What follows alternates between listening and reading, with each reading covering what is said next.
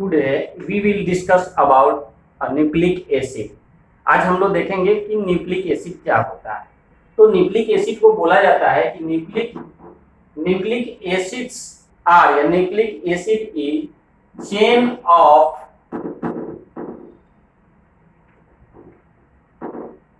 Polynucleotide. ये nucleic acid जो होता है ये चेन होता है पॉलीन्यूक्लियोटाइड का, और ये पॉलीन्यूक्लियोटाइड जो होता है इसको बोलते हैं पॉलीमर ऑफ न्यूक्लियोटाइड। यानी जो न्यूक्लिक एसिड होगा ये चेन होगा पॉलीन्यूक्लियोटाइड का। यहाँ पॉली मीन्स क्या होता है, मेनी, बहुत सारा चेन मिलकर न्यूक्लिक एसिड बनाएगा, और पॉलीन्यूक्लियोटाइड का एग्जैक्ट मीनिंग जो होगा वो होगा पॉलीमर ऑफ न्यूक्लियोटाइड। और ये न्यूक्लिक एसिड एक्चुअली जो होता है, nucleic acid found in the nucleus of the cell, cell के न्यूक्लियस में होता है। ह्यूमन की बात करेंगे तो ह्यूमन सेल्स के न्यूक्लियस में होगा न्यूक्लिक एसिड, प्लांट सेल में भी होता है, माइक्रो ऑर्गेनिज्म में भी होता है। तो ये न्यूक्लिक एसिड जो इसका नेम है न्यूक्लिक एसिड, ये एक साइंटिस्ट थे अल्टमैन, उन्होंने इसका नाम रखा था nucleic acid. Actually nucleic acid का जो खोज किया था वो थे फ्रेडरिक मिशर। फ्रेडरिक मिशर एक स्विस साइंटिस्ट थे, केमिस्ट थे। उन्होंने देखा कि a type of compound which is found in nucleus of WBC of blood that riched with phosphate. उन्होंने देखा कि WBC का जो न्यूक्लियस होगा उसमें एक तरह का कंपाउंड एक उन्होंने देखा जो फॉस्फेट रिच था। उन्होंने उसका नाम न्यूक्लिन रखा, एफ मिशर ने। तो न्यूक्लिन उसका नाम रखा, और बाद में एक साइंटिस्ट थे अल्टमैन, उन्होंने इसका नाम न्यूक्लिन से रिप्लेस होके और उसका नाम क्या किया, उन्होंने न्यूक्लिक एसिड रखा। और nucleic acid, there are two types of nucleic acid, एक DNA और दूसरा RNA। तो यहाँ अगर हम ह्यूमन का स्टडी करते हैं तो ह्यूमन के केस में जो सेल में होगा DNA और RNA दोनों होता है। DNA जो होता है वो डबल स्ट्रैंड होता है, और RNA जो होता है सिंगल स्ट्रैंड होता है। DNA का मतलब डबल स्ट्रैंड का मतलब क्या होगा, इसमें 2 स्ट्रैंड्स होगा, और RNA में क्या होता है, सिंगल स्ट्रैंड्स होता है। तो अब हम लोगों ने डेफिनेशन देखा कि nucleic acids are chain of polynucleotide. Nucleic acid जो होता है वो क्या होता है, chain of polynucleotide, and polynucleotide is polymer of nucleotide, and nucleotide is made up of base, sugar and phosphate. यानी एक न्यूक्लियोटाइड हम देखेंगे तो ये बेस से बना रहता है, शुगर से बना रहता है, और फॉस्फेट से बना रहता है। तो हम ये बोल सकते हैं कि जो न्यूक्लिक एसिड होगा, DNA और RNA, ये बाद में देखेंगे DNA RNA के बारे में, पहले हम देखते हैं कि न्यूक्लिक एसिड। तो ये न्यूक्लिक एसिड जो होगा वो किस चीज से बना रहेगा, बेस से, और इसमें क्या रहता है, शुगर रहता है, और दूसरा क्या रहता है इसमें, फॉस्फेट। यानी बेस, शुगर, फॉस्फेट से ये न्यूक्लिक एसिड बना रहेगा। अब यहाँ देखा चेन ऑफ पॉलीन्यूक्लियोटाइड, पॉलीमर यानी मिलियंस ऑफ बेस से शुगर और फॉस्फेट लगा रहता है, तो क्या बनता है, न्यूक्लिक एसिड।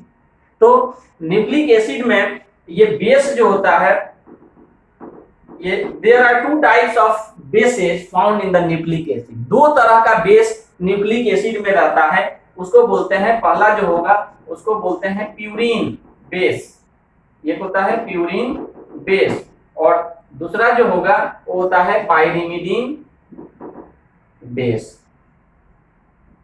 पाइरिमिडीन बेस होगा। और ये प्यूरिन बेस जो होता है, ये प्यूरिन बेस जो होगा इसको शॉर्ट में PU से डिनोट करते हैं, और इसको PY से हम डिनोट करते हैं।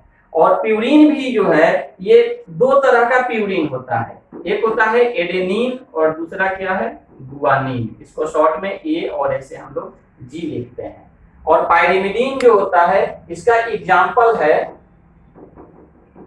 Cytosine, thiamine and uracil. ये 2 तरह का बेस हो गया, प्यूरिन बेस और पायरिमिडीन बेस। और ये बेस जो होता है ये नाइट्रोजीनस बेस होता है, नाइट्रोजीनस बेस होता है, यानी ये नाइट्रोजन कंटेनिंग ये बेस होगा, प्यूरिन और पायरिमिडीन। और ये प्यूरिन का स्ट्रक्चर देखेंगे तो ये डबल रिंग स्ट्रक्चर होता है, ये डबल रिंग स्ट्रक्चर होगा।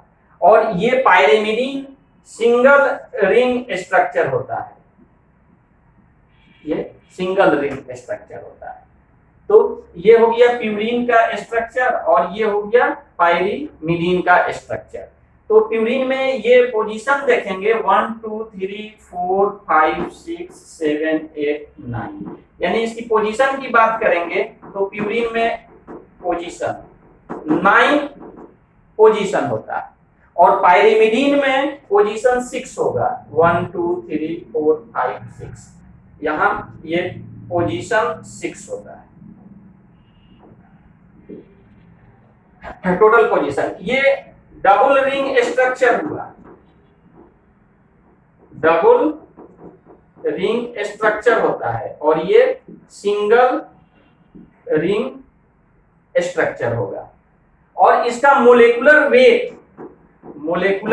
वेट होगा इसका ज्यादा, मोर इन कंपैरिजन टू दिस। इसका क्योंकि पायरिमिडीन में क्या होता है, ये सिंगल रिंग स्ट्रक्चर है और ये डबल रिंग स्ट्रक्चर है, इसलिए डबल रिंग स्ट्रक्चर होने के कारण ये प्यूरिन जो होता है इसका मोलेकुलर वेट ज्यादा होता है और पायरिमिडीन का मोलेकुलर वेट कम होता है। अब प्यूरिन को देखेंगे तो इसमें क्या होता है, ये प्यूरिन में ये इसको बोलते हैं इमिडाजोल रिंग, इमिडाजोल रिंग बोला जाता है। तो हम बोल सकते हैं कि purine equal to pyrimidine plus imidazole ring, या ये बोल सकते हैं कि पायरिमिडीन इक्वल टू प्यूरिन और माइनस इमिडाजोल रिंग। यानी ये प्यूरिन है, इसमें से इमिडाजोल रिंग को अगर हम निकाल दें तो बच जाएगा पायरिमिडीन, या पायरिमिडीन में ये इमिडाजोल रिंग को अगर हम ऐड कर दें तो बन जाता है प्यूरिन। तो ये हुआ न्यूक्लिक एसिड के बारे में। अब देखते हैं कि न्यूक्लिक एसिड में बेस, अभी देखा बेस शुगर और फॉस्फेट से बना है, तो पहला देख लिया बेस, और बेस के बाद आता है दूसरा जो इसमें देखेंगे वो होता है शुगर। तो यहां देखेंगे कि शुगर, कौन सा शुगर होगा न्यूक्लिक एसिड में, तो there are 2 types of sugars which is found in nucleic acid. First जो होता है इसमें, अगर शुगर का स्टडी करेंगे तो शुगर में फर्स्ट जो होता है वो होता है राइबोज शुगर, और दूसरा जो है इसमें होता है डीऑक्सीराइबोज शुगर।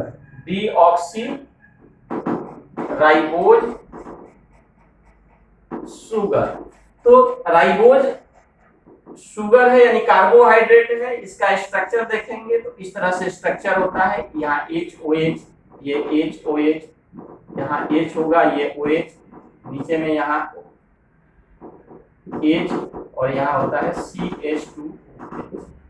तो ये राइबोज शुगर होता है। तो राइबोज शुगर में ये इसका जब नेमिंग करते हैं 1 2 3 यहाँ 4 और ये 5 कार्बन का होता है। तो 1 oxygen missing from carbon number 2 of the ribose sugar, that is called the deoxyribose sugar.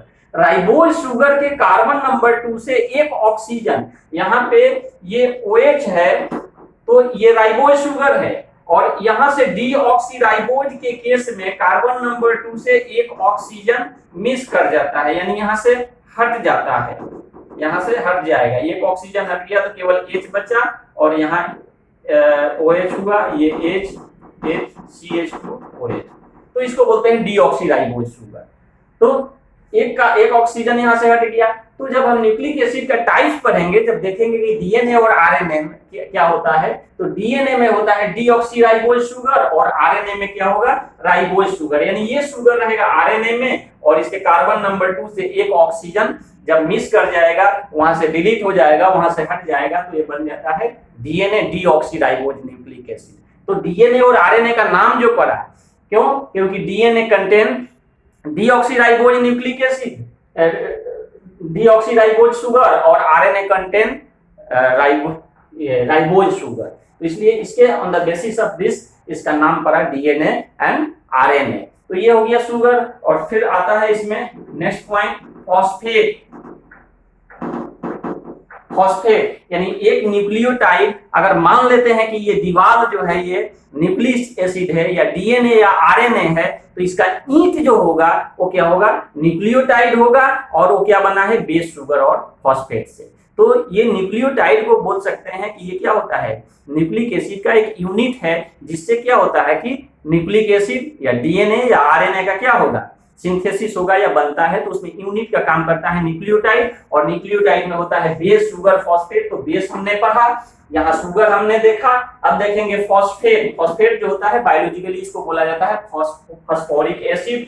ये H3PO4 इस फॉर्म में इसका मोलिकुलर ये फॉर्मूला हुआ। स्ट्रक्चरल फॉर्मूला देखेंगे इसका, तो स्ट्रक्चरल फॉर्मूला देखेंगे तो इस तरह से होता है, ये OH OH OH, ये फॉस्फेट। यानी होल अगर न्यूक्लिक एसिड की बात करेंगे तो nucleic acid is made up of nucleotide. Nucleotide का चेन होता है, पॉलीमर होता है, यानी nucleotide is made up of base sugar and phosphate, यानी मिलियंस ऑफ बेस शुगर और फॉस्फेट से मिलकर क्या बना रहता है? Nucleic acid. अब हम आगे इसका देखेंगे, न्यूक्लिक एसिड का टाइप देखेंगे, डीएनए एंड आरएनए।